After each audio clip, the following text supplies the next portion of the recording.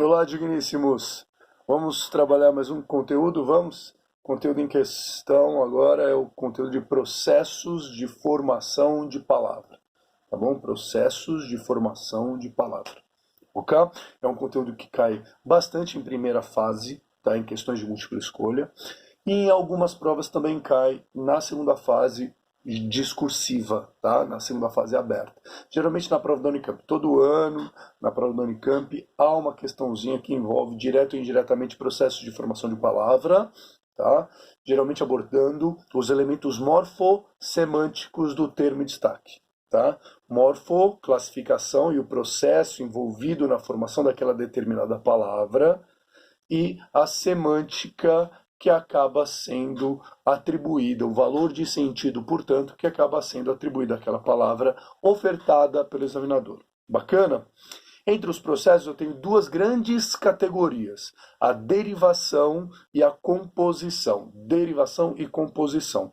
Juntos, eles formam quase todas as palavras derivadas da língua, bastantes palavras mesmo. Ok? São os dois processos que mais caem. Há outros processos, mas são muito menos representativos, caem quase nunca, tá bom? Então a gente sempre aborda esses dois grandes processos. Derivação, 6 subcategorias associadas a elas, em que ela pode ser dividida. Derivação sufixal, vai registrando aí, vai gravando. Sufixal, derivação prefixal, derivação parassintética, vocês vão ver que muda geralmente o nome, parassíntese, parassintetismo, tantofas, né?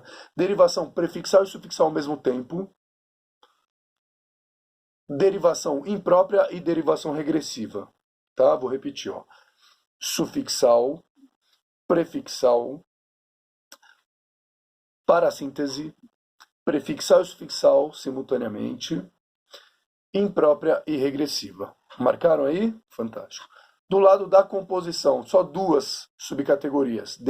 Composição por aglutinação, composição por justaposição. A gente vai ver todos os 8 tipos de categorias de formação de palavras, tá? A gente vai esmiuçando cada uma delas devagarinho, sem pressa, tá bom?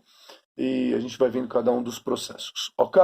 O Edgard, como é que eu vou diferenciar esses dois processos? Na prova, primeiro, como é que acontece?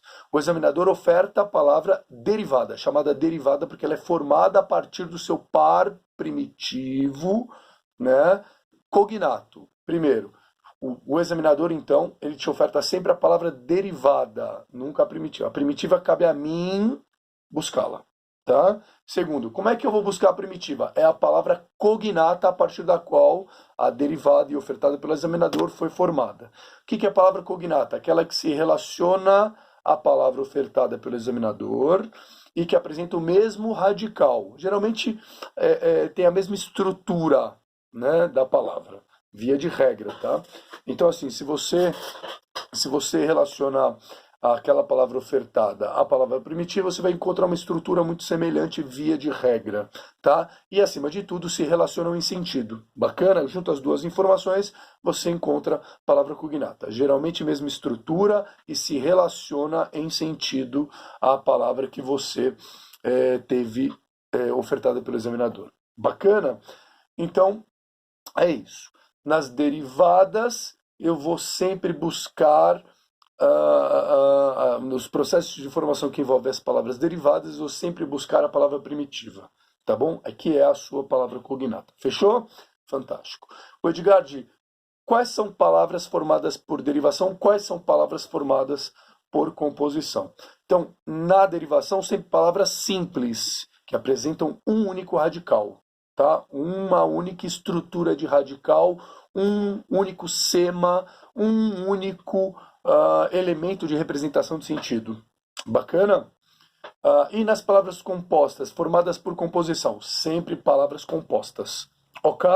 Legal isso, né? Então você faz uma grande divisão. Se a palavra ofertada pelo examinador for uma palavra simples, quer dizer que ela foi formada por derivação. Se a palavra ofertada pelo examinador for uma palavra composta, quer dizer que ela foi formada por composição. Entenderam, digníssimos? Fantástico. Então a gente para por aqui, dá sequência nos próximos vídeos, tá bom?